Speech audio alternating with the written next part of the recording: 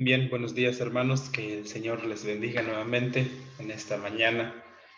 Vamos a continuar con la serie de predicaciones que llevamos con la carta de Tesalonicenses y en esta ocasión vamos a ver el contraste, ¿verdad?, de lo que pasa con los hijos de Dios en contra de los que no creen en Dios, en contra de los que se oponen a Dios. Hace 8 días hablábamos acerca del hombre de pecado, acerca de la bestia, acerca del anticristo, y mencionábamos que estos tres personajes tienen que ver con una oposición al Evangelio de Dios.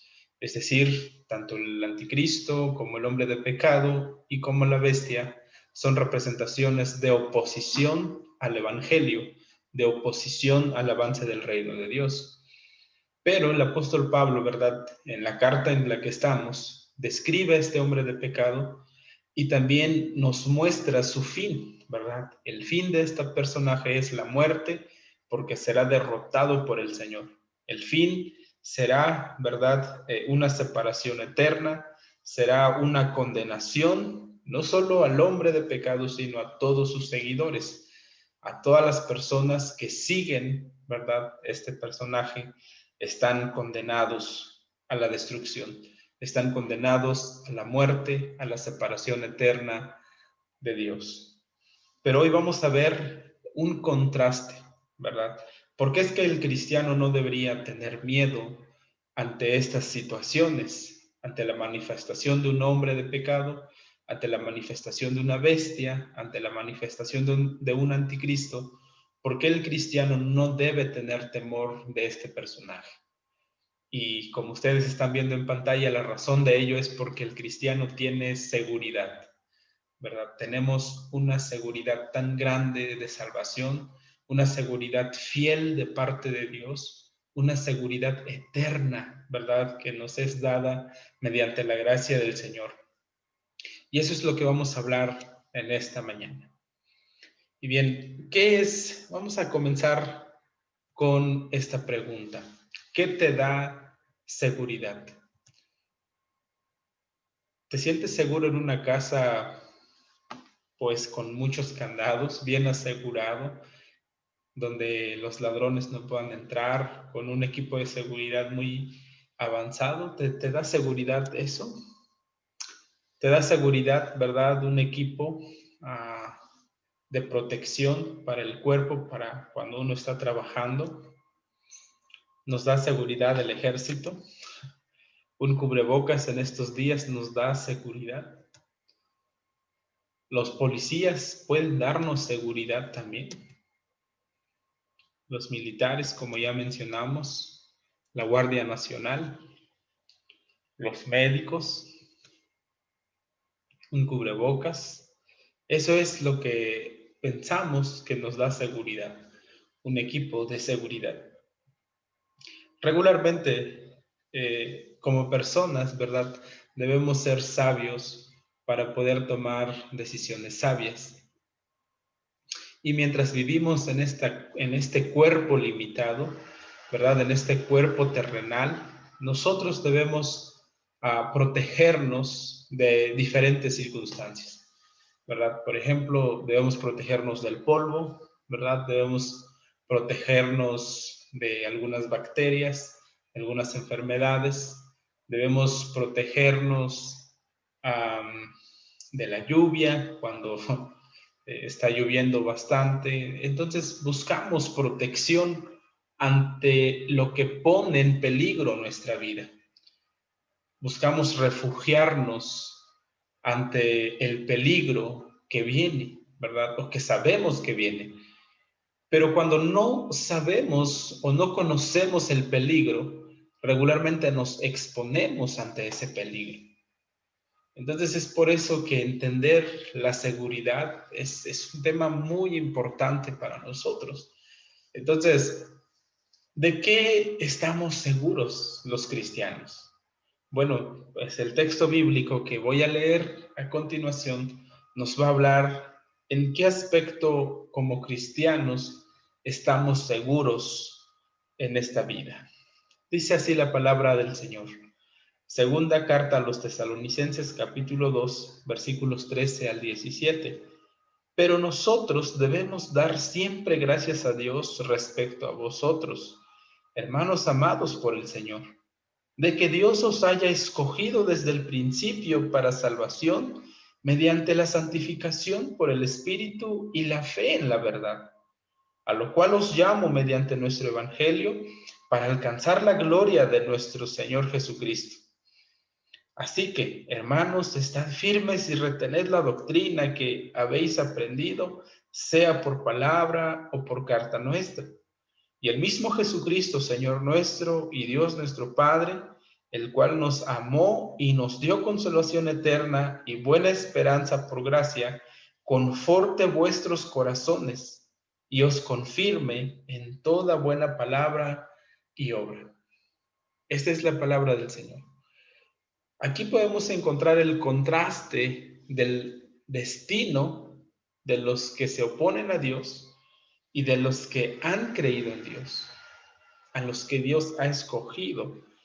La palabra pero, ¿verdad? Una preposición muy importante que contrasta, ¿verdad? ¿Qué quiere decir esto? Que a diferencia de, ¿verdad? De los que se oponen a Dios, nosotros, los creyentes, tenemos una seguridad. Para los que se oponen a Dios, hoy pueden disfrutar de ciertas libertades, ¿verdad? Ciertas acciones que para ellos dicen, pues, ¿a quién le voy a rendir cuentas? ¿Verdad? ¿Quién me va a pedir cuentas de lo que estoy haciendo ahora?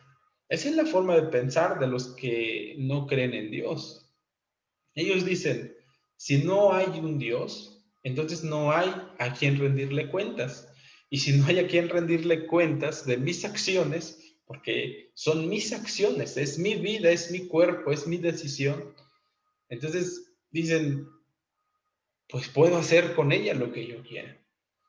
Pero nosotros conocemos la verdad, que sí vamos a rendir cuentas algún día.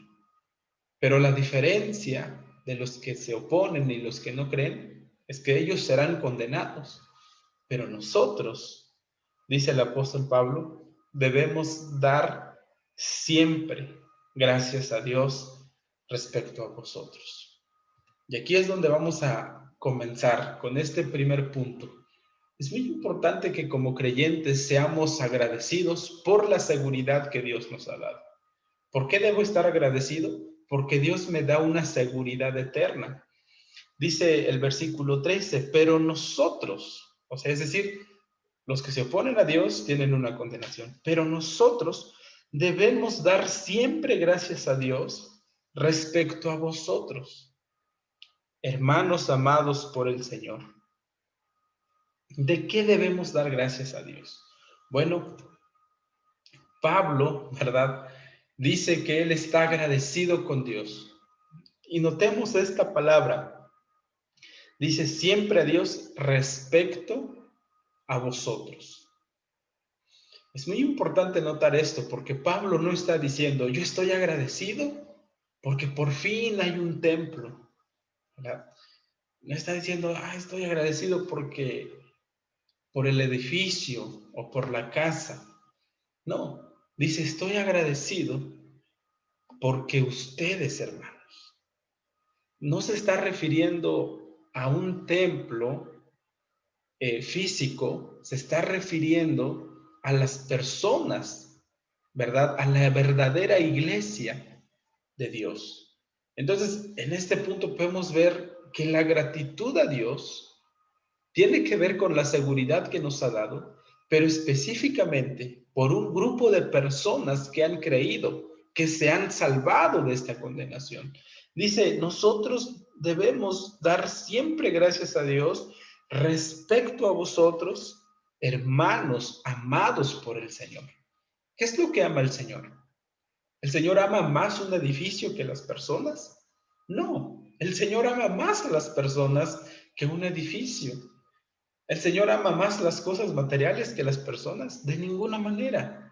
Para Dios, lo más precioso de su creación es el hombre. ¿Por qué? Porque el hombre fue creado a imagen y semejanza de Dios. Entonces, hermanos, la iglesia de Dios Las personas que componen la iglesia de Dios son tan valiosos que Dios nos ha dado una seguridad para poder estar con Él. Esto es lo que vamos a ver. Pablo dice, estamos agradecidos con Dios por ustedes, pero específicamente damos siempre gracias a Dios, dice, de que Dios os haya escogido desde el principio para salvación, mediante la santificación por el Espíritu y la fe en la verdad. ¿Cómo obtenemos la salvación? ¿Cómo obtenemos la seguridad eterna? Escuchen, no es mediante una oración, no es en repetir una oración de fe. No es así como obtenemos la salvación, hermanos. Ese es un proceso que se ha utilizado, ¿verdad? Desde que se empezó a evangelizar de manera global.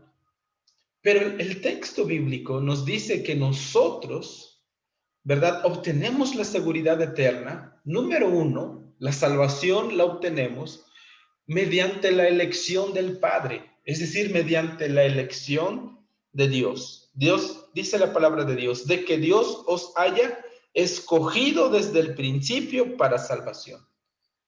Entonces, ¿quién eligió a Dios? Dios nos eligió a nosotros. Nosotros no elegimos a Dios. Dios nos eligió para salvarnos. Y esa palabra elección tiene que ver con una decisión voluntaria de Dios, es decir, una decisión que Dios tomó para que nosotros estemos con Él. Él nos eligió para que estemos con Él. Sí nos dio la salvación, pero la salvación no es lo más importante. Lo más importante es que estemos con Dios. Es que Dios quiere relacionarse con nosotros. Es que Dios quiere estar con nosotros. Dios quiere que estemos con Él. Por eso nos escogió. Dios no nos escogió porque vio algo bueno en nosotros. No pensemos de ninguna manera eso. No pensemos que Dios nos escogió porque yo iba a ser bueno, porque Dios sabía que yo lo iba a elegir. Eso es un error. Dios nos escogió por amor. Dios nos escogió voluntariamente. Porque siendo aún pecadores, Cristo murió por nosotros. Entonces, ese es lo que nos da seguridad, hermanos, de que Dios nos haya escogido. Número dos, lo que nos da seguridad de la salvación es el sello del Espíritu Santo en nuestras vidas. Dice el texto bíblico, en el versículo 13, mediante la santificación por el Espíritu. ¿Cómo podemos estar seguros en esta vida? Con el sello del Espíritu Santo. A diferencia de lo que mencionábamos, de la marca de la bestia, que es un símbolo del pecado, nosotros estamos sellados, ¿verdad? Nosotros hemos sido llamados para ser santificados. Y ese es el tema que Pablo trata también en la primera carta a los tesalonicenses. La voluntad de Dios es nuestra santificación.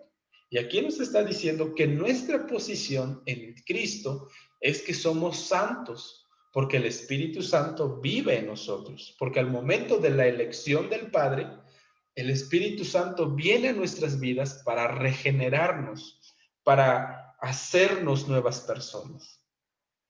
¿Pero mediante qué? Mediante la verdad del Evangelio, ¿verdad? Entonces, lo que nos da seguridad de salvación es la verdad del Evangelio. A diferencia de las mentiras del hombre de pecado, de las mentiras de Satanás, el Evangelio, Jesucristo nos trae la verdad. Él es la verdad que nos da seguridad. Dice el versículo 13 todavía, dice, y la fe en la verdad. Es decir, somos salvados, ¿verdad? Mediante la fe en la verdad. Dice, a lo cual os llamó mediante nuestro evangelio para alcanzar la gloria de nuestro Señor Jesucristo. Es decir, Dios nos escogió, pero para poder tener certeza de esta seguridad, Dios envía a Jesucristo a morir por nosotros, porque sin la muerte expiatoria de Cristo es imposible poder tener una seguridad eterna. Entonces aquí, hermanos, en este texto, versículo 13 y 14, podemos ver una revelación de la Santísima Trinidad. Y en esta imagen, ¿verdad? Lo podemos ver. Dios el Padre hace una elección. Esta es una representación nada más. Dios el Padre, ¿verdad? Hace la elección incondicional. Nos escoge voluntariamente. Nos santifica por medio del Espíritu Santo, en el orden que está el texto, porque creímos en la verdad. ¿Cuál verdad? Que Jesucristo murió por nuestros pecados y que Jesucristo hizo posible una reconciliación entre nosotros y Dios, ¿verdad? Entonces nosotros podemos tener esta seguridad. Vemos la obra del Dios Trino aquí. El Padre nos escoge para salvación, el Espíritu Santo viene, ¿verdad? Nos santifica. ¿Mediante qué? Mediante el Evangelio, mediante el sacrificio de Cristo, no mediante nuestras obras, ¿verdad? No es mediante, porque Juan se está portando bien, no, es porque Cristo pagó por mis deudas, pagó por mi culpa, y es por eso que soy aceptado por Dios. Vamos a continuar. Entonces, ¿esto a qué me lleva a mí? ¿Cuál es mi responsabilidad como cristiano ante lo que Dios ha hecho por mí, ante esta seguridad que Dios me ha dado? Bueno, pues la seguridad o la responsabilidad que tenemos ante la seguridad es como dice el autor de Hebreos, ¿verdad? ¿Cómo escaparemos nosotros si descuidamos una salvación tan grande? Entonces, no es que la salvación se pierda, sino en el sentido de que esta seguridad nos lleva a una responsabilidad, no a una flojera. No porque estoy seguro, voy a decir, pues puedo vivir mi vida como yo quiera, ¿verdad? Puedo suicidarme, puedo exponerme a los peligros. No, al contrario, porque yo conozco la verdad, yo voy a vivir de acuerdo a esa verdad. Voy a vivir una vida íntegra a esa verdad. Entonces, mi responsabilidad, lo que dice aquí, es que permanezcan firmes en las enseñanzas. Dice el versículo 15, así que, es decir, por lo que Dios hizo por mí, así que hermanos, ¿verdad? Dice, estad firmes y retened la doctrina que habéis aprendido, sea por palabra o por carta nuestra. Y aquí vemos esta palabra, firmeza, ¿verdad? Esa es mi responsabilidad. ¿De quién depende que yo esté firme? ¿De quién depende que yo permanezca firme? Depende de Dios, por lo que Dios hizo por mí, pero también depende de mí. Pablo dice, estad firmes. ¿Qué quiere decir esto? ¿Verdad? Que yo permanezca bien cimentado. Esa es mi responsabilidad. Estar firmes, hermanos, estad firmes. No depende de las acciones de otros hermanos. No depende de que otros hermanos estén haciendo algo por mí. Depende de mí porque yo he entendido lo que Dios ha hecho por mí. Esa es mi responsabilidad. Y vamos a ver algunos textos bíblicos que tenemos citados aquí.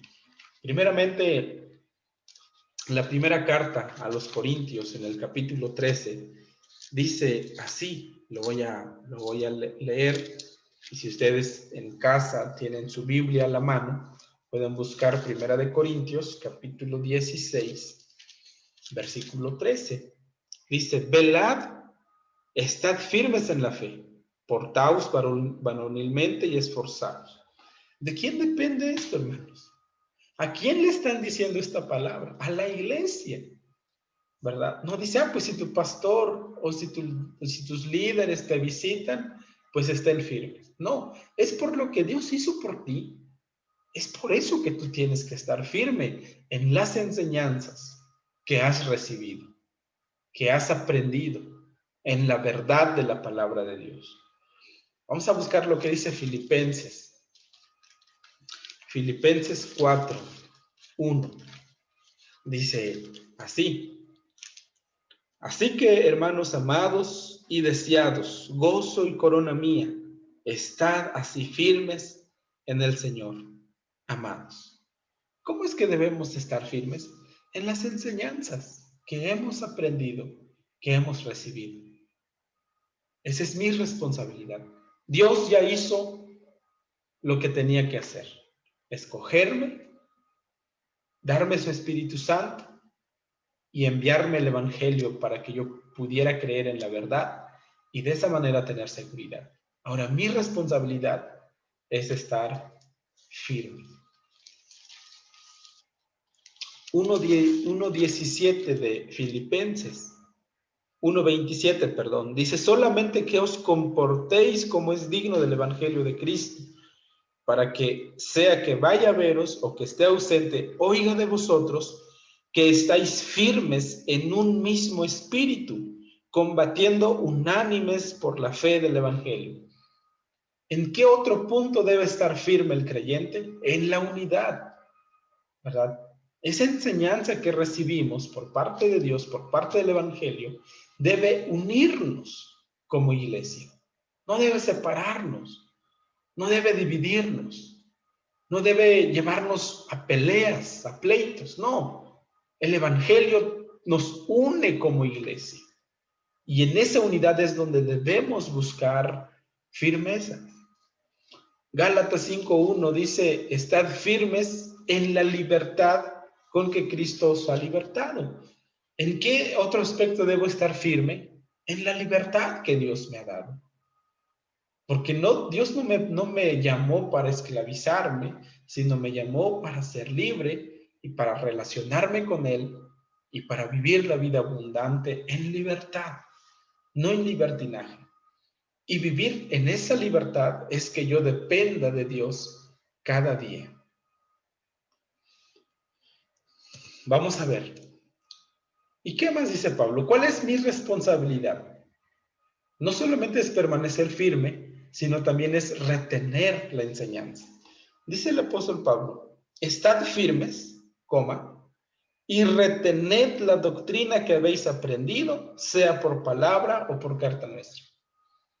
Entonces, nuestra responsabilidad como iglesia, hermanos, es que estemos firmes, pero también retengamos. No solamente es de llenarnos de conocimiento, sino practicar esa verdad cada día, esa doctrina que hemos aprendido. Una sana doctrina deja de ser sana cuando no la practicamos, porque el que sabe hacer lo bueno y no lo hace, le es pecado. Si somos defensores de la sana doctrina, practiquemos esa sana doctrina, que la sana doctrina sea congruente con nuestra vida. De lo contrario, con nuestros actos negamos que tenemos una sana doctrina. ¿Por qué? Porque la sana doctrina se ve reflejado en el carácter, en la vida de una persona que dice ser creyente. Entonces, en la fe alcanzamos una posición que se fundamenta en Dios, no en el mundo, y nos da comunión y libertad. En esa fe, hermanos, en la fe del Evangelio, mediante la santificación del Espíritu, porque Dios el Padre nos eligió, tenemos una posición. ¿Qué es una posición? Es decir, que nosotros estamos parados delante de Dios. Estamos fundamentados en una relación con Dios. Tenemos una posición ahí, ¿verdad? Porque Dios nos ha puesto ahí. No está fundamentada en el mundo para oponernos, para alejarnos. Está fundamentada en Dios. Esta posición nos da comunión con Dios, con la iglesia, y nos da libertad para depender de Dios, para agradar a nuestro Dios. Esta es nuestra responsabilidad, lo que dice el texto. El tercer punto, la obra de Dios. Aquí Pablo nuevamente va a recalcar este punto importante. ¿verdad? Primera de Juan 4:16 dice, y nosotros hemos conocido y creído el amor que Dios tiene para con nosotros. Dios es amor y el que permanece en amor permanece en Dios y Dios en él. Dice el versículo 16, y el mismo Jesucristo, Señor nuestro, el mismo Jesucristo, Señor nuestro, y Dios nuestro Padre, el cual nos amó, Dios nos amó y nos dio consolación eterna y buena esperanza por gracia. Esto es lo que Dios hizo o ha hecho por nosotros. Dios nos ha amado, porque siendo aún pecadores, Cristo murió por nosotros. En esto podemos conocer el amor de Dios. Y Dios nos ha dado un consuelo eterno. ¿Por qué? Porque en esta vida somos pasajeros. Vamos a morir. Pero el consuelo es que vamos a vivir para Dios. Vamos a vivir delante, en la presencia, en el reino de Dios. Ese es un consuelo tan grande, hermanos, que me da seguridad a no tener miedo a las circunstancias. Pero no tener miedo no significa provocar. No tener miedo significa vivir sabiamente, porque mi Dios es un Dios sabio. Y Dios me ha dado una esperanza maravillosa. Eso es lo que me da seguridad, porque puedo creer y confiar en un Dios que me ha amado, que me ha consolado y que me ha dado esperanza. Dios nos conforta y nos fortalece, dice el versículo 17, que este mismo Dios, ¿verdad? Jesucristo, nuestro Señor, el Padre, dice que nos ha amado, nos ha consolado y nos ha dado esperanza. Él mismo conforte vuestros corazones y os confirme en toda buena palabra y acciones. Dice, Dios nos conforta y nos fortalece. Eso es lo que Dios hace por nosotros, para nosotros. En medio de muchas pruebas, en medio de diferentes circunstancias, podemos experimentar la seguridad de Dios. Ante la muerte, podemos experimentar la misericordia, el consuelo, la esperanza que Dios nos ha dado. Y Dios nos anima, nos fortalece y nos dice, hijo, este es pasajero, esto que estás viviendo, esta tristeza es pasajera. Este llanto es pasajero, este dolor es pasajero, porque lo eterno será maravilloso. Y Dios nos da este consuelo y esta fortaleza en todo lo bueno de nuestro comportamiento, ¿verdad? Dice, en toda buena palabra y obra. Es decir, la obra, las acciones que tú y yo realizamos y las palabras que tú y yo hablamos. Eso nos dan consuelo. Pero si de tu boca salen palabras corrompidas para desahogarte, eso no te puede dar consuelo. Pero si de tu boca salen palabras amables, palabras de ánimo, eso sí puede traerte consuelo. Si tus acciones, ¿verdad?, son congruentes con lo que has creído, eso puede darte consuelo. Entonces, lo que nos da seguridad es la elección de Dios, la obra santificadora del Espíritu, por medio del Evangelio de Jesucristo, ¿verdad? Y ante eso debemos estar agradecidos con Dios por esa seguridad. Debemos estar agradecidos con Dios por lo que Él ha hecho por nosotros. La conclusión a este sermón: Dios nos da seguridad cada día, hermanos. Esta seguridad no está limitada solo al cuidado físico, sino que va más allá. Porque a veces queremos, ¿verdad?, que Dios nos cuide en todo mientras vivimos aquí. Pero si nos estamos exponiendo a los peligros, aún conociéndolos, ¿cómo es que esperamos que Dios nos cuide? ¿Verdad? Entonces hay que tener cuidado también nosotros de las acciones que tomamos.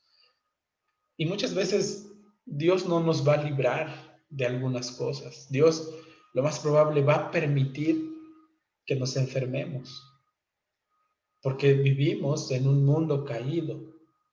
Lo más probable Dios va a permitir un accidente.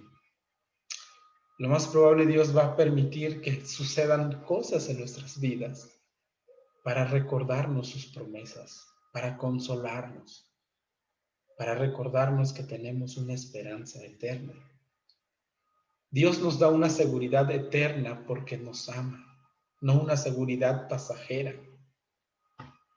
Y nos ha rescatado de la condenación del pecado por medio de la fe en el Evangelio y por la obra santificadora del Espíritu Santo. La seguridad que Dios nos da, nos consuela y nos da esperanza en medio de cualquier circunstancia. No es una seguridad, hermanos, a nuestro capricho. Es una seguridad conforme a la voluntad de Dios. A diferencia de los que no creen y del hombre de pecado que se rebela en contra de Dios, que su fin es la muerte eterna, nosotros podemos estar tranquilos porque Dios nos ha elegido para Él mismo, es decir, para estar con Él eternamente en su reino. Esto es increíble, lo que Dios ha hecho por nosotros.